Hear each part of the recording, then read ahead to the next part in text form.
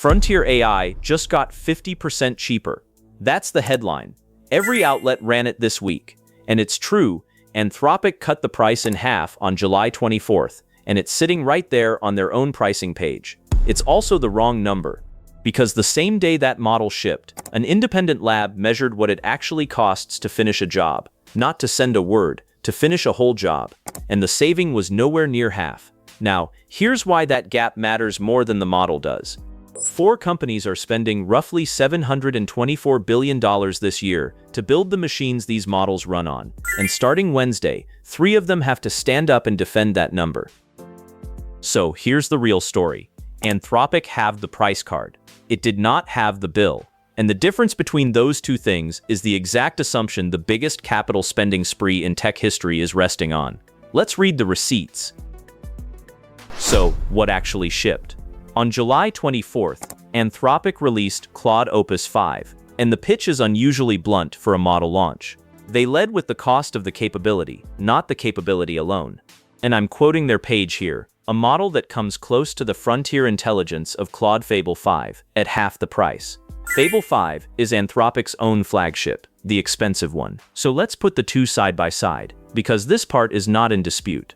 AI companies bill you per token, a token being roughly 3/4 of a word. Fable 5 costs $10 per million tokens in, $50 per million out, and Opus 5 costs 5 and 25. That is exactly half, on both sides of the ledger. Straight off Anthropic's own pricing table.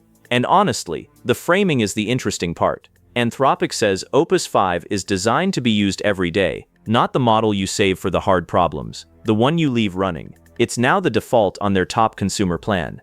Now, here's some context you won't get from the launch coverage. Go back through that same pricing table. Claude Opus 4.1 used to cost $15 in, $75 out. Then every Opus since, 4.5, 4.6, 4.7, 4.8 has sat at 5 and 25, flat. 4 straight releases, same sticker. And Opus 5 holds that line while, by Anthropic's own measurement, more than doubling the previous model's score on Frontier Bench, the benchmark they led with. So the price stopped falling a while ago. What kept moving is how much you get for it, which raises an obvious question. If the price card is that clean, why did an independent lab come back with a completely different number? So, this is where it gets concrete. Artificial analysis is a measurement outfit that runs a fixed set of tests across every major model and publishes the scores itself. The vendor doesn't run them. They call it the Intelligence Index, and they put Opus 5 through it the same day it launched.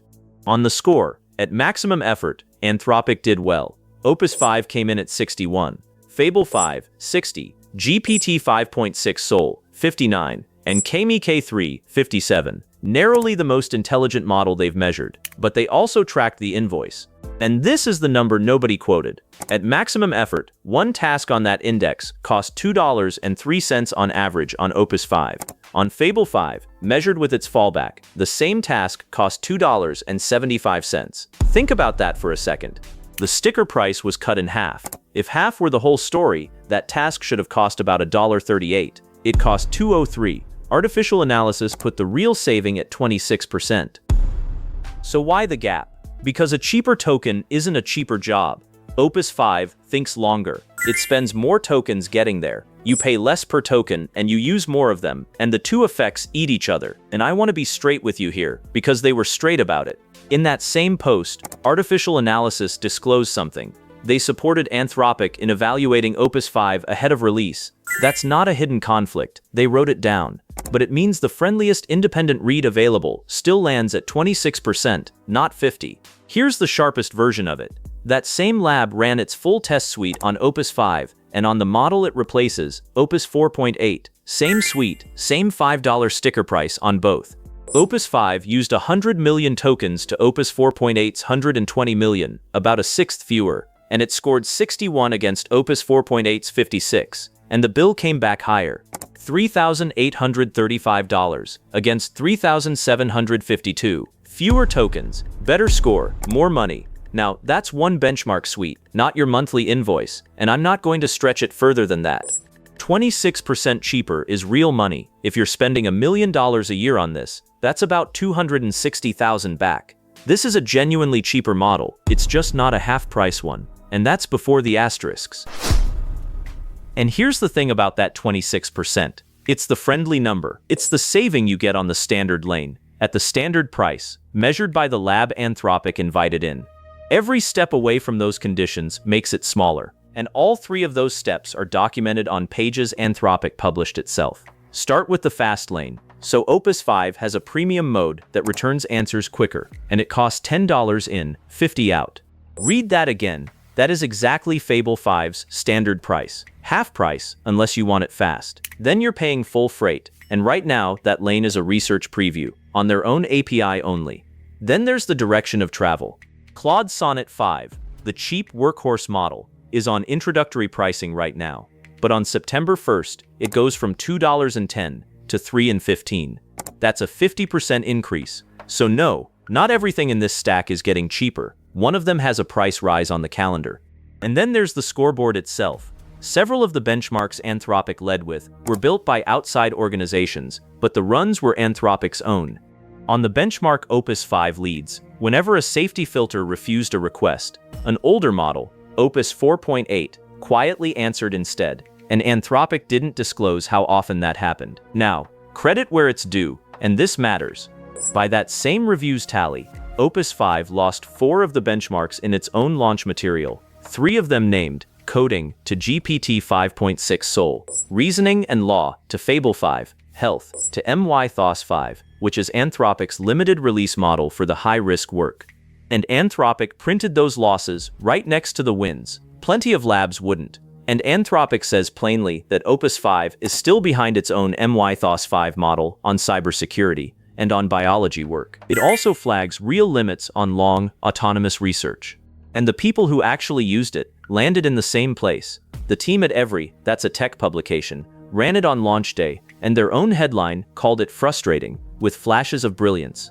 Then Claire Vaux, writing at Lenny's newsletter, ran Opus 5 through 6 tasks against 6 other models, scored blind. Her verdict, brilliant, but annoying. She gave the verbosity its own section, called Claude Slop, and said it makes her blood boil.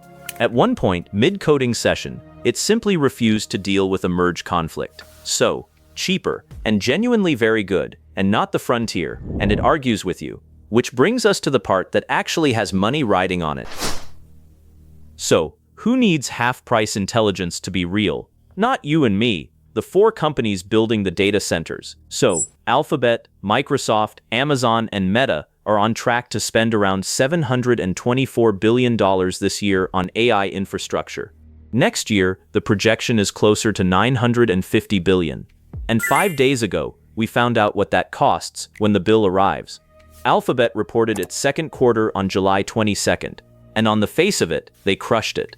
Revenue $119.8 billion, up 24%. Earnings beat, and their cloud business grew 82%. Then you get to the cash flow statement. Alphabet generated $39 billion in cash from running the company that quarter. It spent $44.9 billion on capital expenditure, buildings, chips, power, roughly double a year earlier. Let that land for a second. They brought in $39 billion. They spent $44.9, which means free cash flow, the cash left over after paying for the business and everything they're building, was negative $5.9 billion. That is Alphabet's first negative free cash flow quarter since it went public in 2004. Now, calibration, because this is where it's easy to get carried away. Over the last 12 months, Alphabet's free cash flow is still positive by about $53 billion, and the company is sitting on roughly $240 billion in cash. This is not a company in trouble. This is a company choosing to outspend its own cash generation, but the market noticed. Alphabet beat on revenue, beat on earnings, raised its capital spending guidance to between $195 and $205 billion, and the stock fell anyway. Depending on which outlet you read, somewhere between 3.5% and 7%. So beating earnings wasn't enough. That's the new thing. One wealth manager, Jason Lam-Ir, put it about as plainly as it can be put. He told Fortune that people are obsessed with capital spending now. And then, quoting him, "It used to be the more the better, but now it is the less the better." And there's a contrast that makes it sting more, because Apple sat out the spending race and partnered with model builders instead. Apple stock is up 15% this month. So here's the scissors, and this is the whole thing. The price of intelligence has been falling for years. The Opus tier went from $15 down to $5, and has held there through 5 releases now, counting this one, while the capability roughly doubled. But the cost of supplying that intelligence is going the other way, up about 31% between this year and next. Those two curves are pointed at each other, and the entire build-out only makes sense if the first one is falling fast enough to justify the second one climbing. Which is why half the price was never just a model story. It's the argument, and it's the argument that just got measured at 26%. So, quickly, where that leaves us. The price card halved, the invoice didn't. The fast lane costs full price. The cheap model gets more expensive in September. The benchmarks were run in-house. Alphabet burned cash for the first time in 22 years. And on Wednesday, Microsoft and Meta report. Apple and Amazon follow on Thursday. Watch for one specific thing this week. Watch whether any of them answers the spending question by pointing at falling model prices, because now you know what that answer is actually worth.